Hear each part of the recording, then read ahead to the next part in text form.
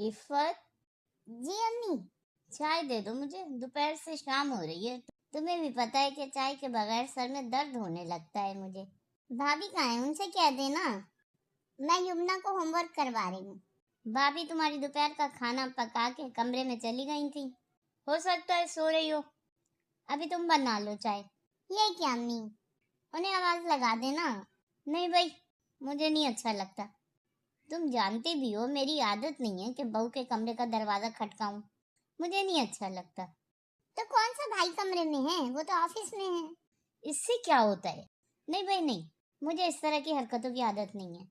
वो जाग जाएगी तो खुद ही कमरे से बाहर आ जाएगी। अभी तुम जाओ फटाफट जल्दी से चाय बना के लाओ। तुम तो वैसे भी जल्दी काम कर लेती हो। मक्खन लगा रही है ना? अभी बताऊं, मैं नहीं करती मक्खन पोती। जितनी देर बातें बना रही हूँ उतनी देर में तो चाय भी बन जाती। ला रही हूँ। उठ गई भाभी आप? हाँ, चाय बना रही हूँ। जी, मुझे भी दे देना। अच्छा, ये लो, सलमा की कॉल आई है, वो आ रही है। घर से निकल पड़ी है, रास्ते में है। एक तो सलमा चाची हमेशा यही करती हैं, घर से चल पड़ती हैं, फिर आधे रास्ते में पहुंच के बताती हैं कि मैं आ रही हूँ, और जब उनके घर जाने का हो तो एक ही बात दोहरा रही होती हैं। भाभी 1-2 दिन पहले बता दीजिएगा, जब आप लोगों ने आना हो। हम जाए तो पहले से बता के जाएं, वो आए तो अचानक छापा मारें, फिर जल्दी जल्दी दिमाग पे जोर डालो कि खाने में क्या खास बनाए।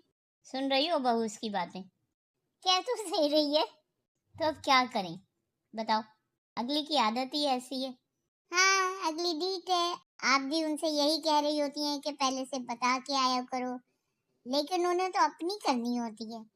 अब ऐसों के लिए पकाने का टेंशन ना लिया करें, अचानक आती हैं तो बस अचानक वालों के लिए कुछ हल्का फुल्का ही पका लिया करें।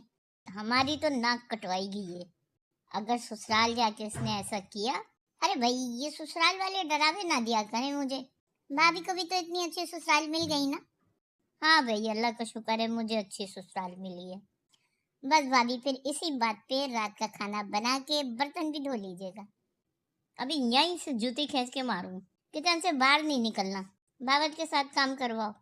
अम्मी, आपके हाथ में जूती नहीं कंघा है। तो बेटा जूती उठाने में भी देर नहीं लगेगी। तुम्हारे चचा कहाँ हैं? वो अब्बा से बातें कर रहे हैं। चाची खाना खा के जाइएगा, इफ़त और हम दोनों मिलके बना रहे हैं। अंडे आलू का सालन और रोटियां तैयार हैं, बिरयानी भी दम पे लगी है। अरे पिछले दिनों फाजिल के घर दावत पे तुम नहीं दिखाई थी? नहीं भाभी, अब मेरी कोशिश यही होती है कि वहाँ जितना हो सके कम ही जाऊं। अपनी इज्जत अपने हाथ होती है, खाने के भूखे नहीं है, खाना तो सब अपने घर में भी खा रहे होते हैं। इज्जत बड़ी चीज है।